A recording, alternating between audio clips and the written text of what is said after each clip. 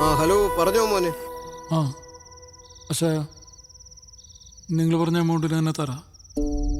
നാളെ തന്നെ നമുക്ക് എഗ്രിമെന്റ് വെക്കാം. എന്റെ കൊച്ചനെ, എനിക്ക് ഒട്ടും താല്പര്യമില്ലാത്ത സെറ്റപ്പാ. പക്ഷെ കൊച്ചനൊരു കാര്യം പറയുമ്പം ഞാനൊരു 5 രൂപ അങ്ങ് കുറയ്ക്കും. എന്നാ പിന്നെ ഒരു കാര്യം ചെയ്യാം. ആലീസ് കാലത്ത് 8 മണിക്കുള്ള ഫ്ലൈറ്റിൽ ഇങ്ങനെ ലാൻഡ് ചെയ്യും. ആര്? ആലീസ്, എന്റെ ഭാര്യ. അവളെയും പിക്കപ്പ് ചെയ്ത് വരുമ്പം ഒരു 9:30-10 മണി. അന്നേരം തന്നെ അഡ്വാൻസ് തന്ന് കരാർ എഴുതാം. അപ്പൊ ശരി, എല്ലാം പറഞ്ഞ പോലെ തന്നെ. എനിക്കെന്തോ ഇവിടെ വിട്ടു പോവാൻ. ജീവിതത്തിലെ ഏറ്റവും ഇമ്പോർട്ടൻ്റ് മനസ്സമാധാനം. നമുക്കിവിടെ ദൂരെ എവിടെയെങ്കിലും പോവാം, സെറ്റിലാവാം.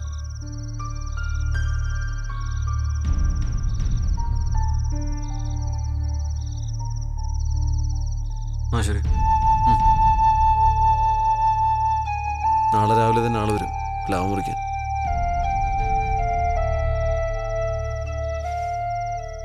എല്ലാം അങ്ങ് തീരട്ടെ അല്ലേ?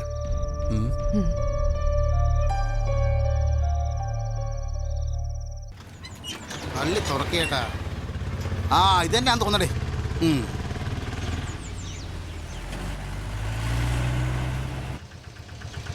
ഇവിടത്തെ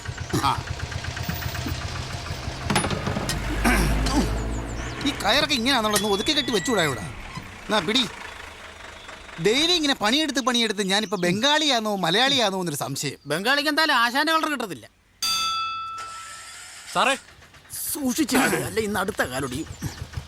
ആറേ ആറേ, ഇവിടെ ആരും ഇല്ലേ? ഇതൊന്ന് പിടിയടാ. നീ അങ്ങോട്ട് നോക്കിക്കാതെ ഇങ്ങോട്ട് നോക്കടാ. നീ മേലോട്ട് കയറ്. ഇനി കുന്തം പിടിച്ചാൽ ഇവിടെ നിൽക്ക്, പടയാളി നിൽക്കുന്ന പോലെ. ഇതിവിടെ വെച്ചിട്ട് ബാക്കി സാധനം പഠിച്ചിട്ട് വരാം. ഒരു കാര്യവും ചെയ്യത്തില്ല. സാധനങ്ങൾ അകത്തന്നെ എടുത്തോളൂ. ചക്ക കൊല കുത്തിക്കിടക്കും, മുറിക്കാൻ തോന്നുന്നു. ഉള്ളവനങ്ങ് മലമറിച്ച് കായ്ച്ചു കൊടുക്കും. നമുക്കാണെങ്കിലോ. സാറൊന്നും വിചാരിക്കല്ലേ, ഞാൻ ഇങ്ങോട്ട് വരാൻ ഇറങ്ങിയപ്പോഴാണ് ഒരു കോള് വന്നത്. അമ്മൂമ്മയ്ക്ക് സുഖമില്ലെന്നും പറഞ്ഞു. അല്ല, അമ്മൂമ്മയ്ക്ക് സുഖമില്ലെന്നും പറഞ്ഞു. ഉറങ്ങുന്ന പോലെ ഇടക്കോ ഏതാണ്ട് അസുഖമാണെന്ന് പറഞ്ഞ് പെണ്ണുമ്പിള്ള ഭയങ്കര കരച്ചിൽ. ഞാൻ പിന്നെ അവിടെ ചെന്ന് നോക്കിയിട്ട് ഞാൻ പറഞ്ഞു ഇത് അസുഖമൊന്നുമല്ല, മരിച്ചു പോയതാന്ന് പറഞ്ഞു. പിന്നെ അതിന്റെ മാവ് വെട്ട് നിങ്ങൾ വാചോടിക്കാതെ പെട്ടെന്ന് കയറി മുറിക്കാൻ നോക്ക്. ഞങ്ങൾ ഇവിടെ സാറേ നിൽക്കുന്നത്. ഇങ്ങോട്ട് പറഞ്ഞ പോലെ ഒരൊറ്റ കൊമ്പോല വീഴത്തില്ല. ഒരു പ്ലാവില പോലെ അപ്പുറത്ത് വീഴരുത്. ദൈവമേ, ഒരു ചെറിയ പ്രാർത്ഥന. ആചാരമാന്നേ, ഒരു വീടിനെയാണ് ഞാൻ നശിപ്പിക്കുന്നത്. ഈ അണ്ണാനെ കിളികള് ഓന്തിന്റെ ഒക്കെ ശാപം കിട്ടിക്കഴിഞ്ഞാല് ഭയങ്കര ശാപമാണ്. അപ്പൊ ഞാൻ മുറിച്ചോട്ടെ? വേണ്ട, മരം വെട്ടണ്ട. ഇതിപ്പോ ആരുടെ പ്ലാവ്? നിങ്ങളതങ്ങ് മുറിക്കും. മരം മുറിക്കണ്ട, ഞങ്ങൾ എവിടെ വിട്ട് പോകും.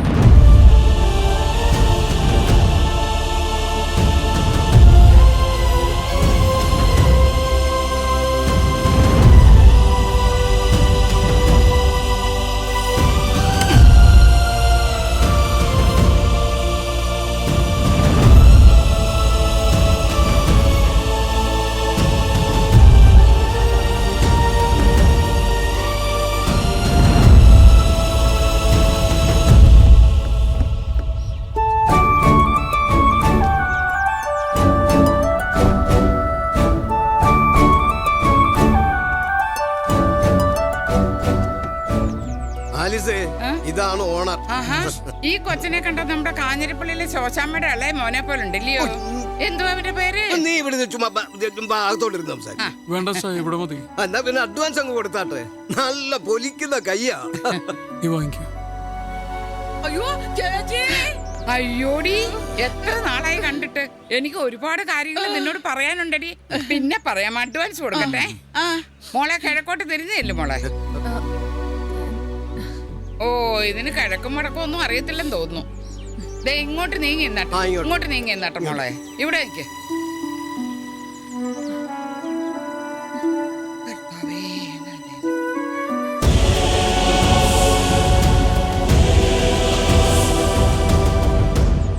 ഈശോ, ഈ കൊച്ചാണ്ട കരയുന്നു. വാങ്ങിക്ക്. പിന്നെ ഞാൻ കൊടുത്തിട്ട് വേണ്ടേ മേടിക്കാൻ? കരഞ്ഞോണ്ടാണോ കാശ് വാങ്ങിക്കുന്നേ? ഇതിപ്പോ ഗതികെട്ടുള്ള വിൽപ്പനയല്ലയോ? അതാ കണ്ണു നിറഞ്ഞത്. എനിക്കറിയാം ഇത് നേരെ ചൊവ്വയുള്ള ഇടപാടല്ല, ഇല്ലയോ? എന്റെ കർത്താവേ, 10-30 കൊല്ലം താങ്ങും തണലുമായിട്ട് നിന്ന് ഈ മിണ്ടാപ്രാണിയെ വെട്ടാൻ പോന്നോ? എന്റെ പൊന്നുമക്കളെ, ഇതൊക്കെ കണ്ട ചേട്ടത്തിക്ക് വിഷമ. അതുകൊണ്ടാ മരമായാലും ശരി, വീട്ടിൽ വളർത്തുന്ന പട്ടിയും പൂച്ച ആയാലും ശരി, എനിക്ക് സ്വന്തം മക്കളെ പോലെയാ. നമുക്ക് 3 മക്കൾ വേറെ ഇല്ലേ? ഇത് വിട്, എന്നിട്ട് അതങ്ങോട്ട് കൊടുക്കും. ഓ, ഇതാകെ മൊത്തം ശകനപ്പഴയാ. ഇവിടെ വെട്ടല്, അവിടെ കരച്ചില്, ശരിയാവും തോന്നുന്നില്ല. ഈ മരക്കൊമ്പ് ചാഞ്ഞ കാരണമാണ് നമുക്ക് ഈ വില്ല കിട്ടിയത്. വഴക്കും ബഹളും ഒക്കെ ആയി. വിളിച്ചപ്പോ ഞാൻ പറഞ്ഞില്ലായിരുന്നു? ഓ, അതാന്നോ? ഓ, ഇനിയിപ്പോ അതും പറഞ്ഞോണ്ട് ചൈൻ ചെയ്യില്ലേ. എടാ കൊച്ചനെ, ഈ 1.5 ചാൻ മരക്കൊമ്പേല ഈ 2 വീട്ടുകാരുടെ അഭിമാനം കൂടി കൊള്ളുന്നു. ഇനിയിപ്പൊ ചുമ്മാ തരാമെന്ന് പറഞ്ഞാലും ഈ വീട് എനിക്ക് വേണ്ട. താമസിക്കുന്നവരുടെ മനസ്സാ വീടിനെ കെട്ടതും നല്ലതുമാക്കുന്നത്. എന്റെ പൊന്നു ചേച്ചി, ഈ എസ് എന്ന് പറഞ്ഞു തീർത്താൻ ഈ മരം വെട്ടി ചായ്ക്കാൻ. അയ്യോ, പണ്ടവർ ഒറ്റ വീട്ടിലായിരുന്നു താമസം. അന്ന് അവിടെ ചെടിയും മരവും ഒന്നും ഉണ്ടായിരുന്നില്ല. കാണും, അതേ നിലയും വീണിട്ടുണ്ടാവും. അതും ഒറ്റ വീട്. ഇവിടെ ഇപ്പൊ ഇടയ്ക്കൊരു മതില് വന്നു, അതിരും വന്നു. എടോ, താൻ ക്രിസ്ത്യാനിയാണോ? ചേച്ചി ഇതുവരെ ആയിരുന്നു, ഇനി അങ്ങോട്ട് എന്ത് വന്ന് എനിക്കറിയില്ല. വിശുദ്ധ വാക്യത്തിൽ എന്തുവാടോ പറയുന്നേ? എനിക്കറിയത്തില്ല. ചേച്ചി പറഞ്ഞു തരുന്നോ അതോ ഞാൻ വീട്ടിൽ പോയി ബൈബിൾ എടുത്തോണ്ട് വരണോ? വേണ്ട, ഞാൻ പറഞ്ഞു തരാം. നിലത്തിൽ പണിയുന്ന മതിലിനൊപ്പം നീ മനസ്സേലും മതിൽ കെട്ടുന്നു. അതോടെ നിന്റെ സഹോദരനായിരുന്നവൻ നിന്റെ അയൽക്കാരനായി മാറുന്നു. അന്ന് നീ അവന് വേണ്ടി ചാകാൻ നടക്കുന്നു, ഇന്ന് അവനെ കൊല്ലാൻ നടക്കുന്നു.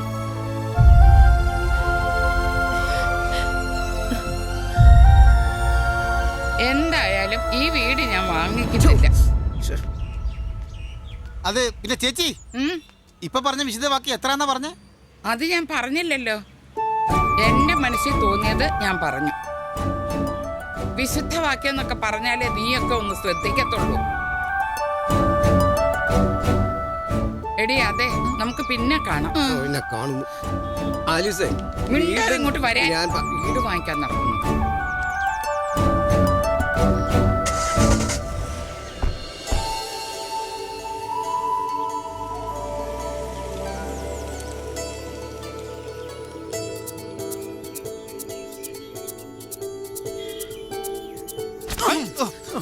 സത്യത്തിൽ കഥ എന്താന്ന് എനിക്ക് മനസ്സിലായില്ല. മനസ്സിലായില്ലയോ?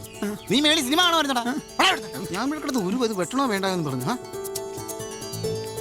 സാറേ, ഞങ്ങൾ നിൽക്കണോ പോണോ? അതിനും മുഖത്ത് നോക്കുവാണോ? ഒന്നും പറഞ്ഞ് രണ്ടാമത്തേനും മുഖത്ത് നോക്കുന്നു. ഇപ്പൊ ചിരിക്കുന്നു. എന്താ ഇത്?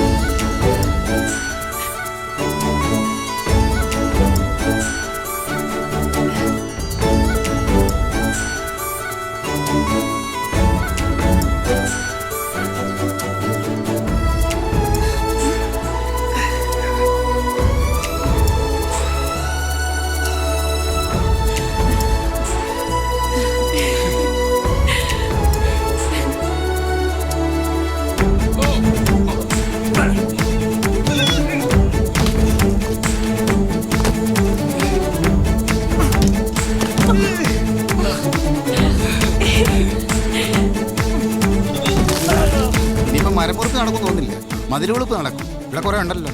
കൊട്ടേഷൻ പിടിക്കാൻ പാ.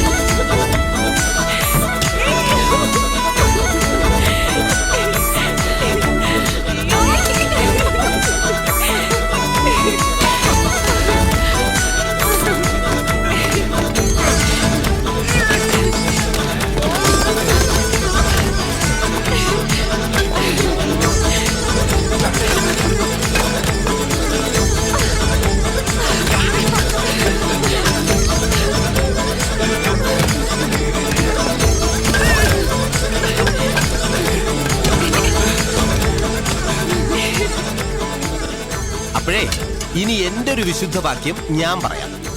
അസഹിഷ്ണുതയുടെ ഈ കാലത്ത് മനുഷ്യർക്കിടയിൽ, അത് വീടുകളായാലും ശരി രാജ്യങ്ങളായാലും ശരി, മതിലുകളല്ല പാലങ്ങളാണ് പണിയേണ്ടത്. അല്പം സാഹിത്യം ചേർത്ത് പറഞ്ഞാൽ മനസ്സുകൾ തമ്മിലുള്ള പാലങ്ങൾ. അല്ല, ഞാനിതൊക്കെ പറഞ്ഞെന്നേ ഉള്ളൂ.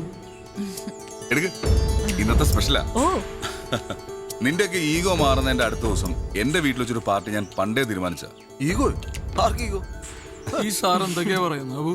സാറല്ല ചേട്ടൻ. ഹായ്, ഇത് കൊള്ളാലോ. എന്താ ഐറ്റം? ഇതാണ് ഇന്നത്തെ സ്പെഷ്യൽ, ചക്കമലാടു. ചേട്ടൻ ഉണ്ടാക്കിയാണോ? ഇതാ, ഇത് ചക്കപ്പായസം. മൊത്തം ചക്കയാണ്. നിന്റെയൊക്കെ ചക്കയുടെ കൊതി ഇന്നത്തോടെ തീരണം. പറയാൻ പാടില്ല, എന്നാലും പറയാം. കൃത്യം അവിടെ തന്നെ കൊണ്ട് പ്ലാവ് നട്ടവൻ അവനെന്നല്ല, അവന്റെ പരമ്പര പോലും ഗുണം പിടിക്കില്ല.